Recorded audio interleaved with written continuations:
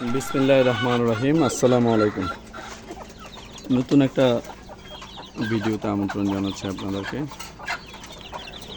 এই যে দেশি মুরগির অনেক সময় পালক উঠে যায়, এই যে পালক উঠে যায়, পালক উঠে যাওয়ার কিছু ট্রিটমেন্ট আছে আপনার। এই মুরগিগুলো এখন পালক সমস্যা ছিল, এগুলি সব আল্লাহর রহমতে ঠিক হয়ে গেছে। এগুলিও আল্লাহর রহমতে ঠিক হয়ে গেছে। এই যে কিছু কিছু পালক উঠে যায়, এগুলি অনেক উঠে গেছিলো, এখন এগুলি আস্তে আস্তে নতুন পালক গজাচ্ছে। তা পালক গজানোর জন্য কিছু জিনিস আছে, যেমন এগুলিকে আপনি এগুলো যে ঠোকরাটুকরি শুরু করে, তখন যেটা যেটা ঠোকরাবে সেটারে আপনি আলাদা করে দিতে হবে। আলাদা করে রাখলে আল্লাহর রহমতে এভাবে সুস্থ হয়ে যাবে। যে মুরগিগুলোকে বিভিন্নভাবে, যেগুলি মোরগ তাদেরকে আলাদা করে ফেলছি, একটু বড় হলে মুরগিগুলো আলাদা করে ফেলেছি। এইভাবে এদেরকে 3 মাস পরে ছেড়ে দিতে পারবেন, ছেড়ে পারলে ভালো। আর এগুলি আপনার ডিম তা দিতে বসছে, এইভাবে বসে আছে যাতে অন্য মুরগি ডিস্টার্ব না করে। এগুলি ডিম পাচ্ছে একদম ছাদে, ঘরোয়া মানে পরিবেশে, একদম বেশি ডিস্টার্বিং না করে কিভাবে মুরগি পালন করছি ইজিভাবে সেটাই দেখাচ্ছি। এই যে এখানে ডিম পাড়তেছে, এরা উঠে খোলামেলা একদম ডিম পেড়ে দেয়। এই যে এই জায়গাটা একদম খোলা, এই জায়গাটা খোলা, চারিদিকে নেট দেয়া। আর খাবার পাত্র আছে, খাবার দিবেন, পানি দিবেন, আর কিছু মাটির ব্যবস্থা এক সাইডে রাখছে যাতে ওদের মাটিটা রিকভারি করা। রাতাগুলাকে, মোরগগুলাকে একটু বেঁধে রাখতে হয়, সবসময় ছাড়া রাখলে ওদের স্বাস্থ্যের ক্ষতি হয়। যাই হোক, আমি যেটা বলতেছিলাম, বাচ্চার পালক উঠলে এই যে এই একটা ভিটামিন আপনার, এই যে এটা 2 লিটার পানিতে 5 ml দেবেন। 2 লিটার পানিতে 5 ml যদি দেন, এই যে এই ভিটামিনটা জিস ব্যাট অথবা অন্য কোনো কোম্পানির ব্যাটও আপনি দিতে পারবেন। এগুলো 2 লিটার পানিতে মিক্স করে কন্টিনিউ 7 দিন অথবা 10 দিন, এইভাবে 15 দিন খাওয়াইলে আস্তে আস্তে ওদের ওই ভিটামিনটার অভাব পূরণ হয়ে গেলে ওদের পালক ওঠা বন্ধ হয়ে যায়। আর বিশেষ করে খাবারের প্রতি আপনি যদি ঘরোয়া নিজস্ব খাবার দেন, অনেক সময় ওই খাবারে ওই ভিটামিনটার অভাবেই আপনার পালক উঠে না আর কি, পালক উঠে খেয়ে ফেলে। তা ওই অনেক সময় ফিড খাওয়াইলে অথবা মিক্সার খাবার খাওয়াইলে তখন আর প্রবলেম হয় না।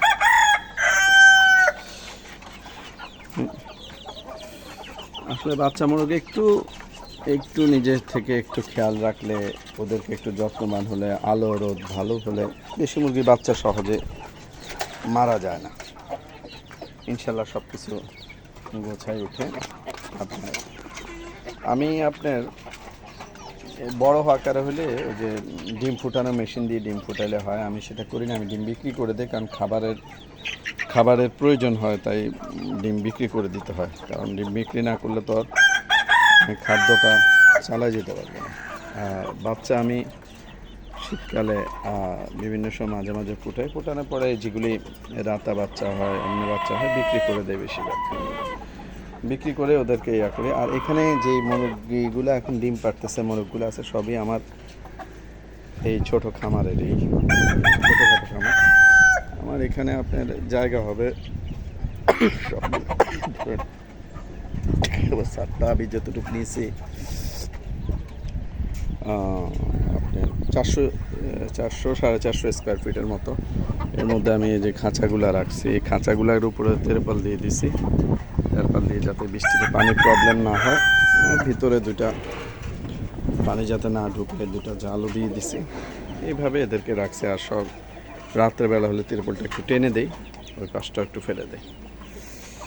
যাই হোক, এই খামারটা আপনি সহজভাবে করার জন্যই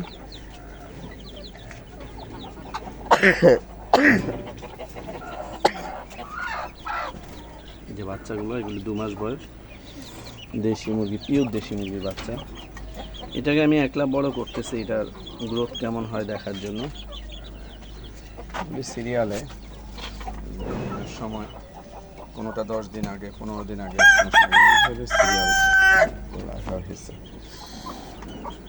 আর এগুলি তো তা দিচ্ছে বলাই হলো। আসলে যে কোনো কিছু আপনি যত্নবান একটু মন খেয়াল করে করলে ভালো হয়। আর এদেরকে যে বাচ্চাদেরকে খাঁচা রাখা হয় তো মাঝে মাঝে এই যে লিটারের এই পায়খানা যেটা পড়ে আপনি এটা যদি আপনি ট্রেটা পরিষ্কার করে দেন, ট্রেটা পরিষ্কার অন্তত সপ্তাহে একবার করতে হবে। এই যে এইভাবে করে ফেলে দিলে রোদ্রে শুকায় পড়ে যায়, এই জিনিসটা আবার আপনি চাইলে খামারের কাজে ইউজ করতে পারবেন, মাটির সার হিসাবে ইউজ করতে পারবেন। আর পানিটা অবশ্যই পানিটা ভালো দিতে হবে, পানির পাত্র পরিষ্কার থাকতে হবে। পানির পাত্র খাবারের পাত্র পরিষ্কার থাকবে, আপনার রোগ ব্যারাম হবে না ইনশাল্লাহ। যাই হোক, আমি সবসময় খেয়াল রাখতে পারি না, যতক্ষণ থাকি এটারে আস্তে আস্তে বড় করার চেষ্টা করতেছি। এটা আমার একটা শখের খামার। এটা যাই হোক, সকলে ভালো থাকবেন, দোয়া করবেন। পালকুটা ভিটামিন খাওয়াইলে আপনার ওই যে পালকুটাটা বন্ধ হয়ে যাবে, সাথে কিছু শাকসবজি খাওয়াইতে পারেন। আর বেশি হলে ফিডটা অনবরত একটু ফিড দিবেন, আর এই যে জিস ব্যাটটা দিবেন, জিস ব্যাটটা দিলেই আপনার হয়ে যাবে। আর মাঝে মাঝে প্রতি সপ্তাহে 2-3 বার হলুদের পানি খাওয়ানোর চেষ্টা করবেন। হলুদ অ্যান্টিবায়োটিক প্রতিরোধ করে আপনার। আমি কিন্তু আমার মুরগিকে কোনো ভ্যাকসিন দিই না, কোনো ভ্যাকসিন আল্লাহর রহমতে কোনো বাইরের কোনো অ্যান্টিবায়োটিক কোনো কিছু আমি দিই না। অ্যান্টিবায়োটিকবিহীন এই মুরগিগুলো, এগুলিকে বলে আপনার, আমার এখান থেকে মোরগ মুরগি নিলে কেজিও দামও বেশি, কারণ এটা আপনার সম্পূর্ণ অ্যান্টিবায়োটিক মুক্ত মুরগি। বাচ্চাও অ্যান্টিবায়োটিক মুক্ত, বড় থেকে একদম ডিমও অ্যান্টিবায়োটিক মুক্ত হবে। কারণ যেহেতু আমি অ্যান্টিবায়োটিক দিই না, তারপরে উন্নত মানের খাবার খাওয়ানো হয়, ভুট্টা, গম, ধান মিক্স, অনেক উন্নত মানের খাবার দেওয়া হয়, যেগুলি চিন্তা করা যাবে না। এই জন্য এদের আল্লাহ রহমতে কোনো রোগ, এই যে ডিম পাড়ার জন্য একটু জায়গা পাইছে, দেখেন জায়গা পেলে এসে বসে যাচ্ছে, দিয়ে রাখছি, যে যেখানে পারে বসে, যেখানে একটা বসে আছে। এই যে দেখেন ডিমটা পারতেছে কীভাবে, দেখেন সুন্দর দৃশ্য দেখে আপনাকে। ডিম পড়বে এখন, দেখেন এই ডিমটা পড়ছে, মাশাআল্লাহ, আলহামদুলিল্লাহ। একটা সুন্দর ভিডিও ক্যাপচার করলাম। এই ডিমটা অনেক কষ্ট করে একটা মুরগি ডিম পাড়ে, এই যে ডিমটা পড়লো। যাই হোক, ডিমটা এইভাবে তারা পাড়ে, একটা ভিডিও দেখালাম আপনাকে। পুষ্টিগুণে একটা সুস্থ মুরগি এই ধরনের হবে, এই ধরনের একটা সুস্থ মুরগি হবে। যাই হোক, এখন দেশি মুরগির ডজন আমি সেল করি 240 টাকা, 20 টাকা করে হোলসেল হক নিয়ে যায় সবাই। ডিম যেহেতু থাকে না, খাবার নিয়ে আসতে হয় কন্টিনিউ, কিছু পার্মানেন্ট কাস্টমার আছে।